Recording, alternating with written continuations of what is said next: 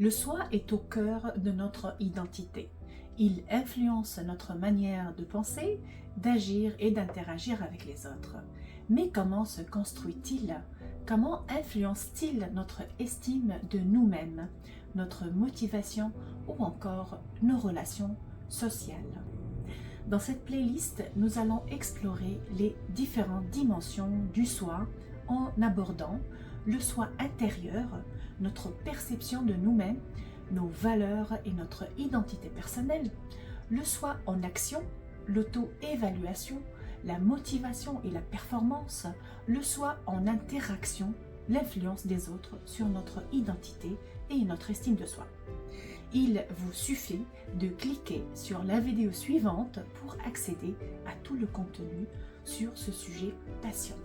Alors, qui suis-je vraiment? Cette question que nous nous posons à un moment ou un autre est au cœur de la psychologie du soi. Depuis plus d'un siècle, les chercheurs tentent de comprendre comment nous construisons notre identité, comment nous nous percevons et comment nous interagissons avec les autres. Dans cette première vidéo, nous allons explorer la théorie de William James sur le soi et ses différentes facettes. Le soi matériel, social et spirituel. Nous verrons comment notre concept de soi évolue au fil du temps et comment il influence notre bien-être psychologique à travers des exemples concrets de la vie quotidienne. Nous comprendrons mieux pourquoi il est essentiel d'avoir une identité clairement stable. Alors installez-vous confortablement et plongeons ensemble dans l'univers fascinant de la construction du soi. Avant d'explorer en profondeur son influence sur notre comportement et nos émotions, commençons par comprendre ce qui est réellement le soi. Comment est-il défini en psychologie? Quelles sont ses composantes? Pour répondre à ces questions, retour aux fondements posés par William James en 1890, l'un des premiers à théoriser ce concept. Qu'est-ce que le soi?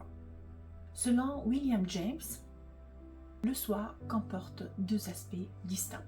En dirigeant notre attention vers l'intérieur de nous-mêmes, nous pouvons entrer en contact avec le contenu de notre soi, c'est-à-dire les caractéristiques que nous croyons posséder en tant qu'individu, notre corps, notre personnalité, nos valeurs, etc.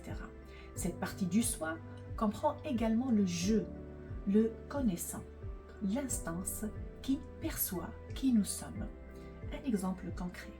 Imaginez que vous vous regardiez dans un miroir.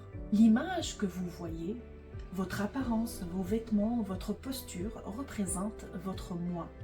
Mais la pensée qui traverse votre esprit, est-ce que je me sens bien ainsi, révèle le je, celui qui observe et évalue.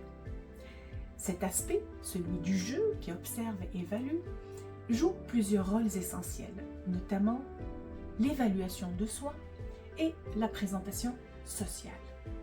Donc, l'évaluation de soi, c'est un processus par lequel nous analysons nos forces et nos faiblesses. Par exemple, une personne qui se prépare à un entretien d'embauche peut réfléchir à ses compétences professionnelles et à ses points à améliorer pour mieux se présenter. La présentation sociale, c'est la manière dont nous nous montrons aux autres et gérons notre image en fonction des attentes sociales. Un étudiant qui adapte son comportement lorsqu'il est avec ses amis, comparé à son attitude en classe ou lors d'un dîner de famille, illustre bien cette gestion du soi social. Mais le soi ne se limite pas à un simple contenu interne. Il joue aussi un rôle clé dans la perception que nous avons de nous-mêmes. C'est ce qu'on appelle le concept de soi. Notre concept de soi est façonné par nos expériences, nos interactions et notre environnement. Il regroupe nos croyances sur nos forces, nos faiblesses, notre personnalité et nos valeurs. Mais attention, il ne reflète pas toujours une réalité objective. Il est souvent influencé par notre propre perception. Voyons maintenant comment ce concept peut être défini et mesuré. Le concept de soi correspond aux perceptions et aux connaissances que nous avons de nos propres qualités et caractéristiques. Il ne constitue pas essentiellement une vision objective de nous-mêmes, mais plutôt un reflet de ce que nous pensons être. James divise le soi en 3 sphères principales. Le soi spirituel inclut nos expériences intérieures, nos habiletés, nos valeurs et nos motivations, représentant les aspects relativement stables de notre identité. Par exemple, une personne qui pratique la méditation pour mieux se comprendre ou qui adhère à une philosophie de vie minimaliste, par exemple, développe son soi spirituel. Le soi matériel, il concerne notre corps, nos vêtements et nos possessions, c'est-à-dire les éléments tangibles qui participent à la construction de notre identité. Quelqu'un qui attache une grande importance à sa voiture en tant que symbole de réussite en est un exemple. Enfin, nous avons le soi social. Il se rapporte à l'image que nous projetons aux autres et au rôle social que nous jouons dans différents contextes. Exemple professionnel, familial, amical.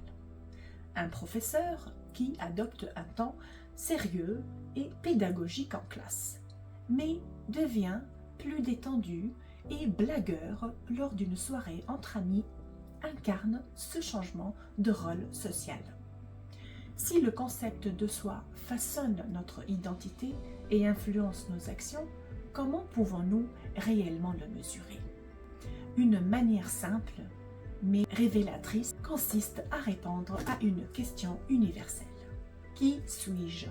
Les réponses peuvent refléter les différentes dimensions du soi, social, spirituel et matériel.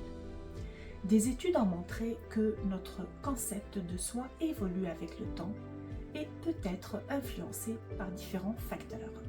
Par exemple, Wiesgate et Lenzenberg ont observé que les adolescents modifiaient certains aspects de leur soi matériel, notamment à travers les tatouages et les piercings, dans un processus d'affirmation de soi. Un adolescent qui décide de faire un tatouage symbolisant un moment marquant de sa vie, ou une personne qui change radicalement de coupe de cheveux après une rupture sentimentale, illustre bien comment le soi matériel peut évoluer. Avoir un concept de soi défini est essentiel. Pourquoi? Parce qu'il influence nos décisions, nos émotions et notre bien-être psychologique. Un concept de soi stable nous aide à nous sentir ancrés et faire face aux défis de la vie avec confiance. À l'inverse, un concept de soi flou ou incertain peut générer du stress, des doutes et des conflits internes.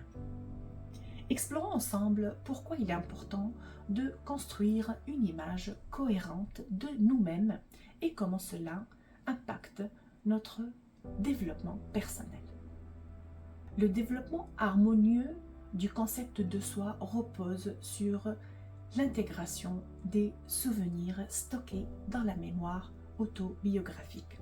En effet, Addis et Tippett, une étude en 2004, ont constaté que les personnes atteintes de la maladie d'Alzheimer possèdent un concept de soi moins riche et moins stable que celles non affectées par la maladie. Un concept de soi bien défini est essentiel à notre bien-être psychologique.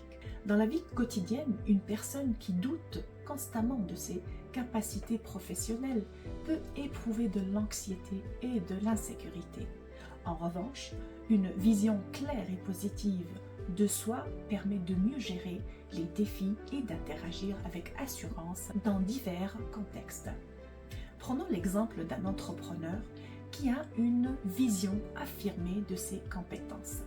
Face à un échec, il l'interprétera comme une opportunité d'apprentissage et persévérera dans ses efforts. En revanche, une personne ayant un concept de soi fragile risque de se décourager rapidement et d'abandonner ses projets. Le concept de soi joue également un rôle dans les relations sociales. Une personne qui se considère comme digne d'amitié et d'amour aura plus de facilité à établir des relations saines et équilibrées. À l'inverse, quelqu'un qui a une image négative de lui-même pourrait éprouver des difficultés à faire confiance aux autres et à s'ouvrir émotionnellement. Ainsi, un concept de soi bien défini et positif influence de nombreux aspects de notre vie. Notre motivation, notre persévérance, nos relations et même notre bien-être émotionnel. Donc, si on veut faire un récapitulatif, comprendre le soi est une étape clé pour développer une estime de soi saine. Nous avons vu les différents aspects du soi et leurs influences sur notre identité et notre équilibre psychologique. Dans la prochaine vidéo, nous verrons comment notre estime de soi se construit et quels facteurs peuvent l'influencer. À très bientôt pour la suite de cette exploration passionnante.